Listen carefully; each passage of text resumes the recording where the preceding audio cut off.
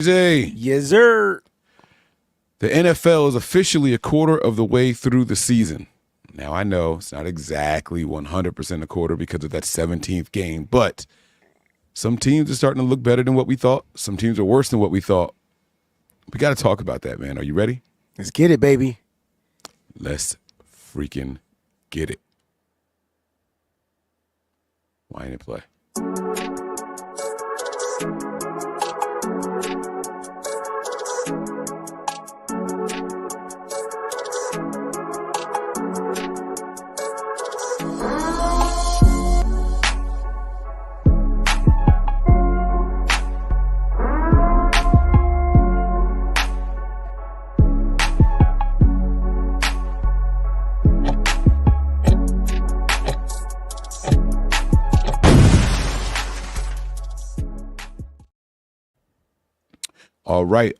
All right. Now, Wayne, man, how you doing today, man? What's going on with you? What's good? Good, man.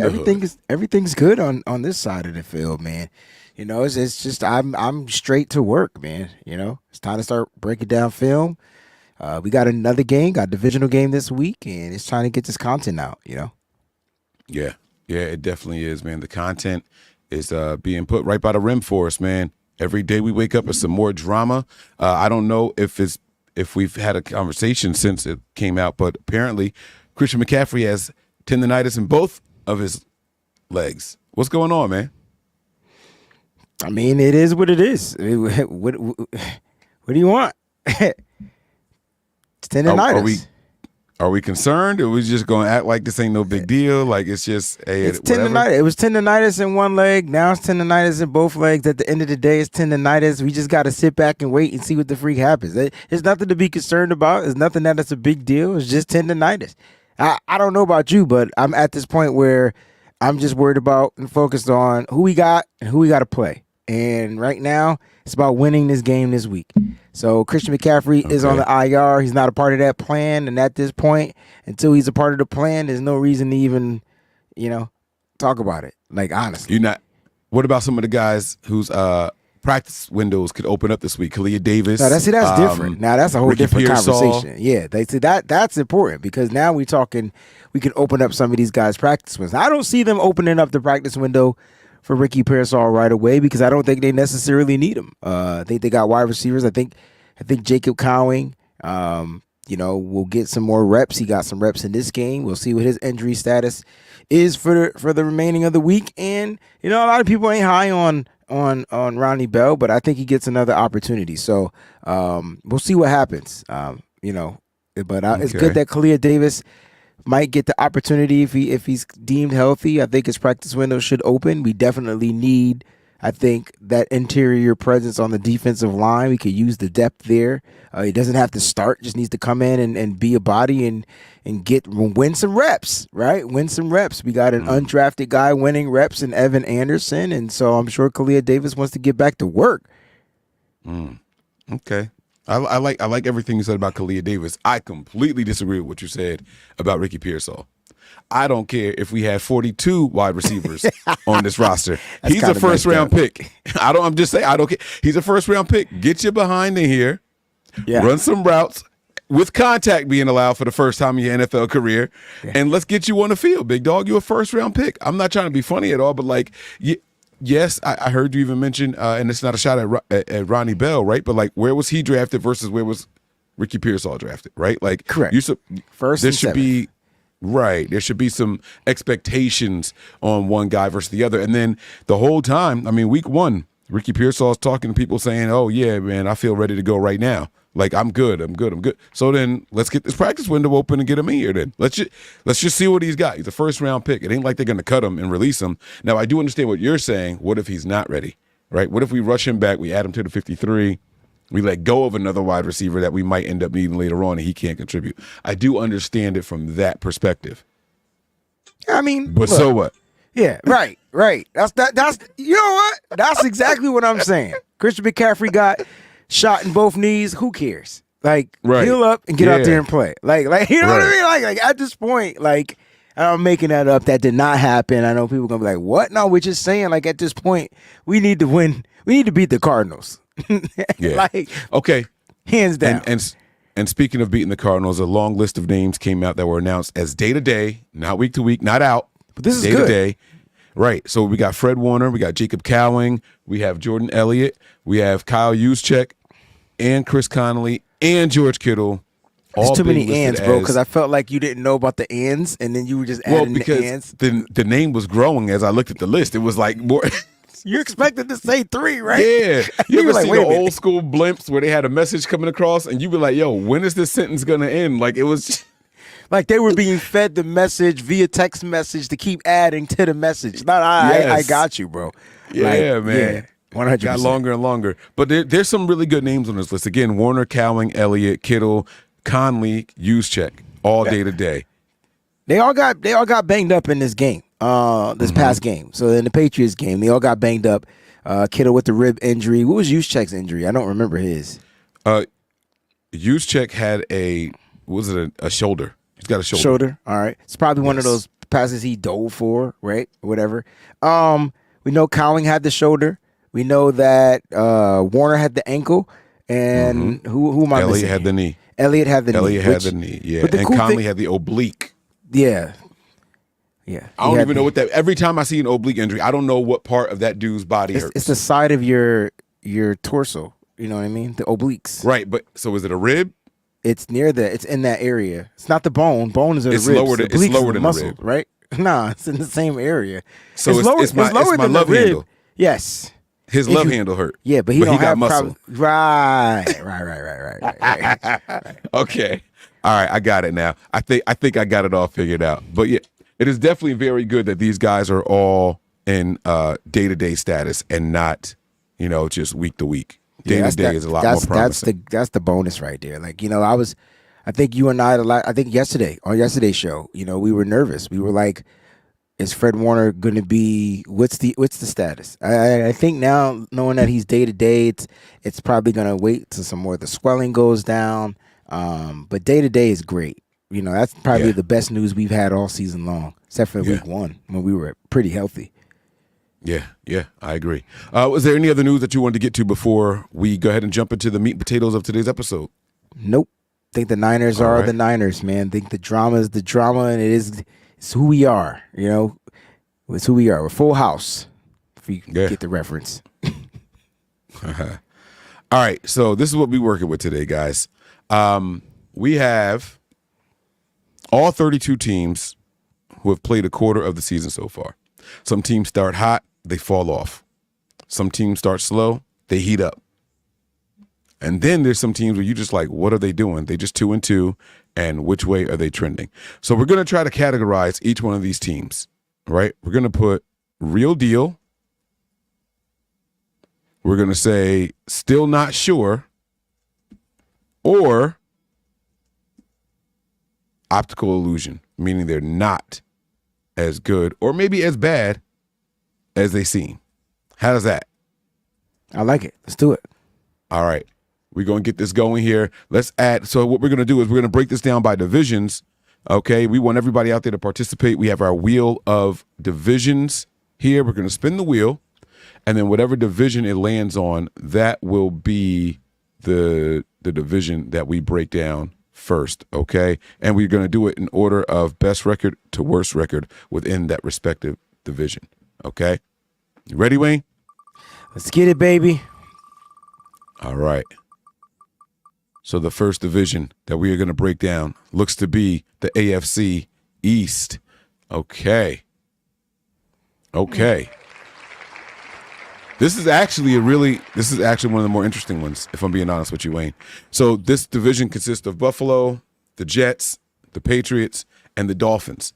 Let's go from best to worst. The Buffalo Bills are 3-1. Which one of the 3 categories do you guys out there think they fall into? The Buffalo Bills. I mean, it's the real deal. We know that. Are they okay, but so you say they're the real deal, but they just got stomped. They got stomped by another AFC team on the road. It happens. Real deal. That's an easy one. Okay. Buffalo Bills for Wayne is the real deal. Oh wait, I didn't put the I thought I put the banner up. Sorry. Go across the bottom. Real deal for the Buffalo Bills. All right, the next team in this division is one that we have played already. Second place at 2-2, the New York Jets. See, the New Era Jets seem to be like that's a weird one, right? Like that's still not sure, man. Like I don't know about. I don't know if the game has sped up. You know how we watched the game speed up for Tom Brady? He didn't get bad. The game just sped up. Like, you know what I mean? Okay. Like the pass rushers was just it was just different. It was a different game. Like, you know what I mean? So like, whereas we watched Peyton Manning like literally fall off. Like he couldn't roll the ball. Big difference, right? When I think of those quarterbacks, I feel like Aaron Rodgers is in that category. So I feel like I'm not sure. Like, will they get together? Will they come together? Will they figure out a way to compete? I mean, losing to the Denver Broncos, that was rough and tough. I felt like, the Broncos just figured out a way to beat them. They said, hey, this team can't score on us, so let's go out there and put up 10 points and win the game. We've seen the Broncos beat teams by doing the bare minimum, and they got that. So I'm going to go with still not sure on Yeah, I actually like that one. Right in the middle there. I think we got to see a couple more games. Maybe by the end of the next quarter of season, we'll have a better idea of who the Jets are, because they flash some big play in the same game where they couldn't score anything. They had some big plays. I tell you what, right? I'd trade Christian McCaffrey for freaking straight up Brees Hall, straight up. I ain't even talking fantasy football. I'll make that trade straight up. Right now, today. Well, I mean, you can't trade an injured player. No, so. I know, but I'm just saying, like, even if McCaffrey... You know what's funny? What? They wouldn't do that. No, I know. And you know what's even funnier? What? They wouldn't pay Brees Hall Christian McCaffrey money when his contract is up. Think about that. They wouldn't give him up for Christian McCaffrey, and they're not going to pay him Christian McCaffrey money. I don't know yet. I disagree with that. I can't agree to that yet. You know why? Okay. Because for one, he's still cheap, and two, if he has a McCaffrey, no running back in the league's having a McCaffrey-esque type season. Like, you know what I'm saying? Mm-hmm. Yeah, not after 4 games. Like, you know what I mean? But my point is, he should be having that type of dominance. I'm trying to figure out what's wrong with the Jets offense. Like, something's not right. Like, look at Garrett Wilson. He needs to be on a different team. Like, he's just not it in New York. Is this Rodgers not wanting to be outshined by somebody else? I don't know. There's no other quarterback there, so who can he be outshined by? System? Is it a bad system? I think it's more the system, bro. I'm not mad at that. Remember how we said Rodgers wouldn't fit in the Niners system, Kyle Shanahan system? Yeah. Let that sink in. All right, let's go. All right, the next team in this division is going to be what do we do? Oh, the New England Patriots. The Patriots, I mean, they're a bad team. Like, I mean, they're a young team that's going to try to have to grit out wins throughout the regular season. Remember our first year with Kyle Shanahan? We were bad. Mm-hmm. Let's just call it, brother, keep it a buck. I mean, we went on a tear at the end of the season. That can happen to the Patriots if they get their quarterback in there. And I think if the Patriots kind of go out there and put out Drake May first quarter of the season, you got a savvy backup quarterback, got a confident backup quarterback, a guy that can win you a game or two or some, and Jacoby Brissett. I think it's Drake May time. I think the Patriots need to just say bump it, pull the plug, have Drake May come in. If we win, we win. If we lose, we lose. But at least you're giving this kid the reps. For me, I think they're the real deal as a bad team. Like I don't. Yes. Yeah. Very good. Yeah. Like I just don't think they're it yet. I love that you identified that. I thought for sure someone was going to think saying that a team was a real deal meant that they were a good team. No, they're really just bad. So good job for Wayne discerning between the two. I like that. All right. And the last team in this division in last place is the Miami Dolphins. This is the so far we've had team. A real deal and we've had still not sure. Here we go. So this is your optical illusion. And they're going to be an optical illusion because for some reason their coach is just is literally like dumb as like I don't understand why there's not a better option for backup quarterbacking. Like you have the ability. And at this point, the question is, with Mike McDaniel, do you want to compete this season? Because if you want to compete this season, then you need to go out there and tell your general manager, listen, I need a quarterback.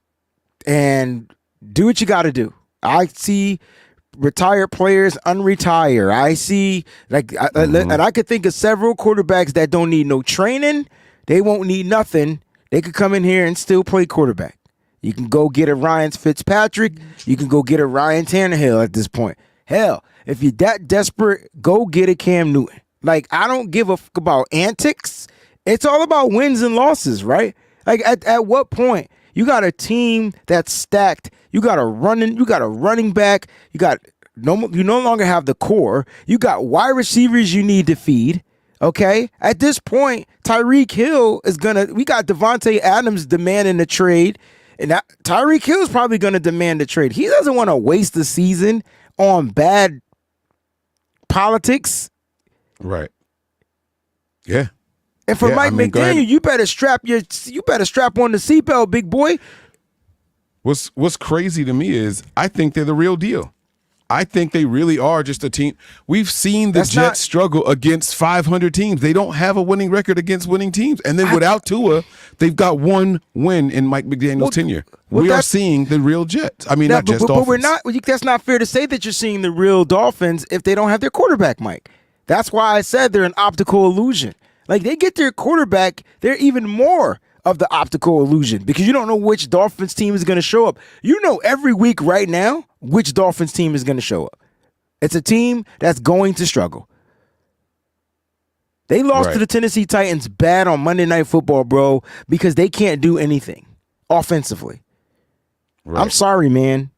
You got to find a way to get a quarterback in there, and then if not, the Jets will be the worst team in the AFC East until Tua comes back. And you don't know which Tua you're going to get back. Yeah. Okay. All right, yeah, because you don't know who you're going to get. So you got them classified as optical illusion. I'm not mad at that. All right, that concludes the AFC East. Let's go ahead and spin this wheel and see who we discussing next, man.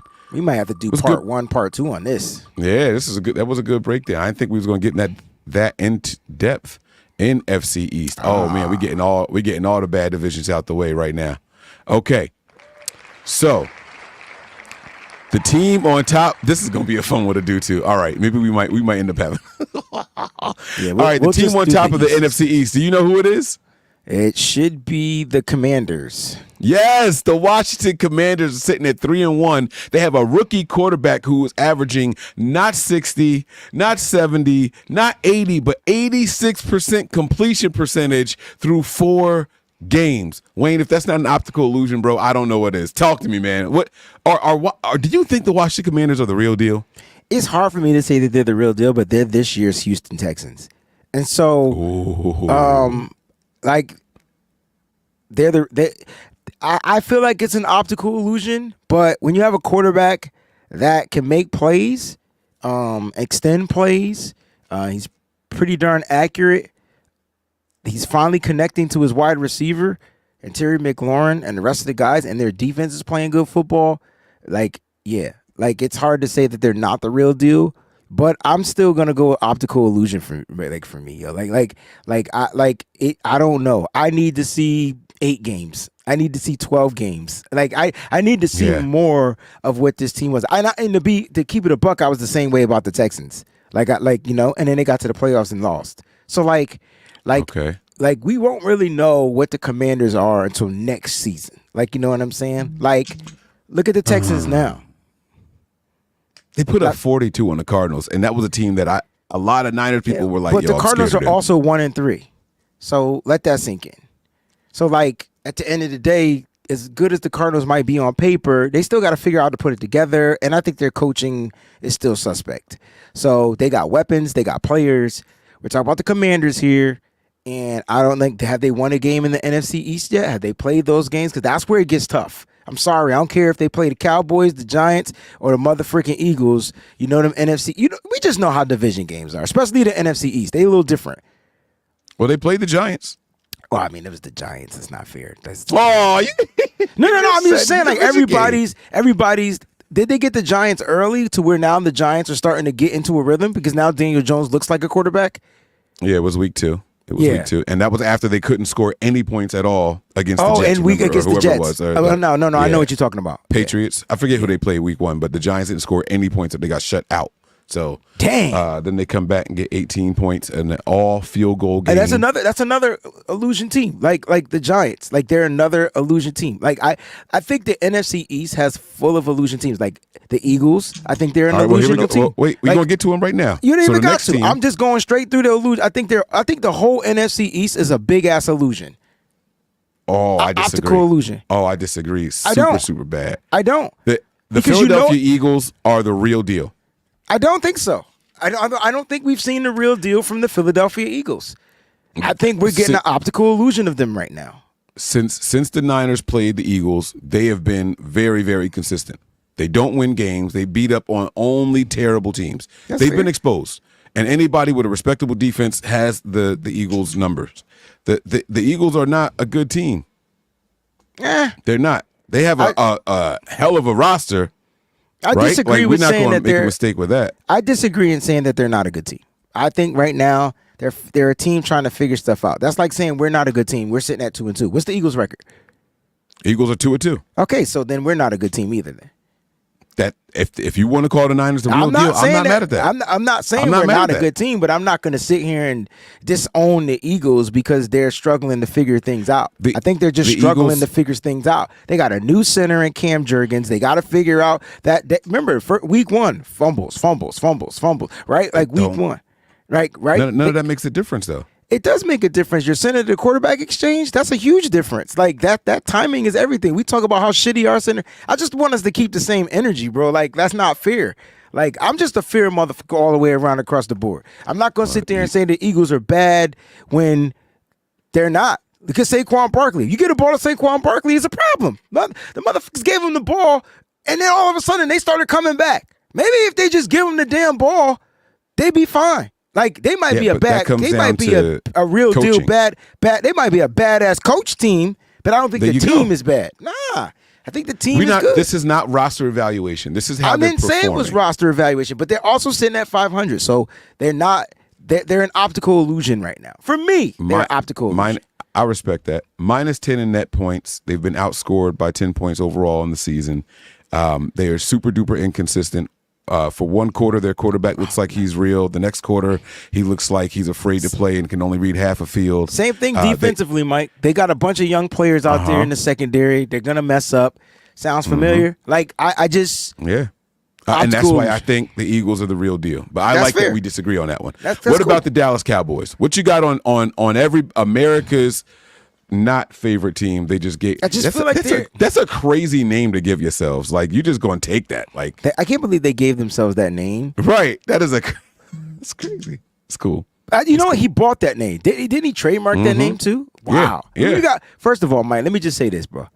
That's a title. That's not a team name. It's a title. When you have money, you can do whatever the fuck you want. I just want you to know that. Like, you know what I'm saying? You could buy trademarks. Like, you know what I'm saying? Trademarks for us, $750. Jerry Jones look at $750 and be like, yo, that's $1. Like, that's 75 cents. Yeah, that's in his couch. Yeah. Just go trademark that. Go ahead, trademark that name for me. Go trademark that phrase. Yeah, that's what he sound like. Yeah, that's what he sound like. He sound like the Cowboys are -7 and that. I should remember Ross Perot, right? What? Yeah, I was say, what a name. What to pull that back? That was from the first. All right, never mind. The Cowboys are -7, so they have scored 97 points and allowed 104 points. They're sitting at 2-2. The Cowboys have not won a game at home. However, they're undefeated on the road and they're 1-0 in the division. It's a great story, man. I just feel like every team in the East is an optical illusion at this point. The fact that they can't win at home says it all. The fact that they're winning on the road says it all. Like that's not even like, come on. So and here's how optical this shit is, right? Week 8, where they gonna be? On the road. Now, watch them go undefeated on the road, and then they're gonna come here and everybody's gonna be on a sack. Sack is the word you wanted to say. They don't lose on the road. Like, you know what I mean? So now that's going to be the storyline. I can see it already. And then they're going to get their ass whipped again and Santa Clara. Now I'm getting mad. Badly too, right? Yeah. Okay. NFC East is a big-ass optical illusion, in my opinion. Well, we got to go over the Giants, though. You feel that way with the Giants also? All do, four, you put an optical illusion. Yo, I do feel that way because they should suck, and now they're starting to get it together. Listen, they got a receiver, bro. Football. First of all, football is an 11. You need 11 players on offense and 11 players on defense. Okay. To be in sync. I ain't never seen one man change the team around. But that's the vibe I'm getting from Malik Neighbors, bro. He's so good. This dude ended up getting a concussion. He's the only one trying to go out there and because he was getting every play, and the dude was getting hit on every play. Did you watch the game? I did actually. I said, Mike, here, so I wasn't. Yeah. I wanted to text you. I was like, bro, why don't he just stay down? Like every time he caught the damn towel. No, because every time he got the ball, he caught it right. Then he got hit, and then it was just like he was slow getting up. I'm like, this kid not right. Then he get back and he run the. I ain't never seen anybody First of all, I ain't never seen a wide receiver with a concussion run a crisp ass route like after the concussion. He did the shit 4 times, bro. Until he can do it in his sleep. He proved it. He can do it in his sleep. He's that good, bro. Did they get the best receiver in the draft? They did. I said that. I told everybody that Your guy was Rome. Nah. It was always you was Malik. A Rome guy. Nah, you know what I tied Rome to you for? Because my son name. I didn't think Rome is going to be a problem. He's just a deep guy down the field, man. That's his gift, man. Like he's a big body receiver that can go out and win and catch, big passes. Sort of like your guy Keon Coleman from Buffalo. They about like the same stature, if I'm not mistaken. But I really feel that the whole NFC East is an optical illusion. I don't know which Giants team going to show up. You don't know which Cowboys team going to show up. You don't know which Eagles team going to show up. And you damn sure don't know which Commanders team you're going to get once the season starts to get really set into the season. Yeah. Okay. I like it, man. I'm going to also chalk them up as an optical illusion, although I feel like they might be the real deal. They're closer to the real deal than still not sure, if that makes any sense to me. But we'll see. We'll see. I'm gonna put them as an optical illusion. I feel like you feel like the whole NFC East is still not sure. Not optical illusion. But check this out, right? Here, listen to how wonky the Giants are. They are 0-2 in the division, 0-2 at home. However, they have a non-conference record where they're perfect. They're 1-0 at non-conference. It's so crazy. So they haven't won at home. They won on the road against the AFC team. Sound familiar? Don't worry. Yeah. We'll get to them later. But yeah, so listen, we'll stop here. We do have a little bit of breaking news. I'm on X right now, and Aaron Wilson is saying that the 49ers have signed linebacker Jalen Graham. Linebacker Jalen Graham to the 53-man roster. All right. So that is interesting. No? Nah. I mean, look. The guy, you had the Curtis Robinson injury, and so you bring back a linebacker that's familiar with the squad. You know what I mean? I think that all in all makes. Is it Robinson and Warner? No, it's just Robinson. Robinson is the guy that got put on IR, right? Oh, okay. Robinson is the one that tore his ACL, if I'm not mistaken. So he's on IR, right? And so you want to fill that roster spot. So that makes perfect sense. Okay. In my opinion, it does. Sure. Omar says Brian Thomas is a close second. Yeah. Those were my how crazy, those were my top 2 receivers coming out of this draft. And where did they go? And where did Brian Thomas go? LSU. I'm always going to what school? he went to Jacksonville. Yeah. I'm always going to pick LSU guys. For some reason, LSU, Ohio State make the best receivers in the NFL. Alabama won a word. Nah, I'm an Ohio State fan. I'm an Ohio State fan, so I ain't argue with you. It's LSU, Ohio State. Best receivers in the NFL. And we don't ever get none of them motherfuckers. Like, ever. It's okay. We got Arizona wide receivers. We don't never get none of them motherfuckers, yo. All right, we're going to have to pick up where we left off in 2 days, unless Wayne wants to do some of this on the BAM show. I don't know. We'll leave that up to him, but I will be saving this wheel of names. We will finish up the Easts. The Easts are done, and so are we. Wayne, you got any final thoughts before we get out of here, man? Nah, man. Look. The way I see it is, it's time to get down to business. The vision game. This is now. We want to talk about game of importance. Now we talking important games. Right, we talking about an important matchup. We talking about importance after you win this game. We got back-to-back home games. I mean, not home games, back-to-back divisional games right now. Exactly, yeah. and they gave you a quarter to get your shit together. They gave you a quarter, perfect setup for the Niners. Right, you went 2-2. I feel like, and here's my thing. Right, you can call me bold, you can call me whatever, you call me Crazy Joe. At the end of the day, the Niners can go 4-0 in these next 4 games, bro. Like real talk, and finish the season at the bye with only 2 losses. Like let that sink in, bro. Being 6-2 at the bye, I'm looking at it and I'm saying to myself, that's actually what you predicted. That's actually what I predicted, and I'm saying to myself, I didn't have some of the losses. You got one. You got one of the losses, right? I think I got one of the losses right. Yeah. But the next loss would be Kansas City. But now I'm looking at Kansas City. I'm like, yo. They look a little suspect. They look a little suspect. But they look suspect. Nah, I ain't doing that. They look suspect. Nah, they didn't look suspect. They didn't look suspect in the Super Bowl, bro. You knew what the Kansas City Chiefs you was going to get in the Super Bowl, and we was whipping that ass. Let's just keep it a buck. Like, my point is now they look suspect. Now they won't have Rashee Rice. They won't have Isaiah Pacheco. Let's talk about the people that they won't have. And I'm not trying Marquise to jump. Brown. I'm not trying to jump. He wasn't there last year, so I really didn't give 2 flying fucks about him anyway. But my point is, I'm thinking of guys that were there. Like, you get what I'm saying? I am not mean, motherfucker. You hearing me? I am a nice person, okay? I'm talking. Listen, I'm telling you right now, I'm not going to look to that. Got to be Arizona first. I'm not even looking to see Seattle. Got to be Arizona. You said we can call you Mean Joe or something like that? You call me Crazy Joe. Crazy, there it is, Crazy Joe. All right. Well, listen, man, we're going to get to it all. Make sure you guys subscribe to this channel as well as the Wayne Breezy channel, because we will be back tomorrow, same time, his place, in your face. Hey, man, we'll pick this up tomorrow. We'll do our dangerous players. We got 2 players from each team. 2 players from their team. We'll go through them offensively and defensively, and we'll pick back up on the wheel right after we break that down. There you go.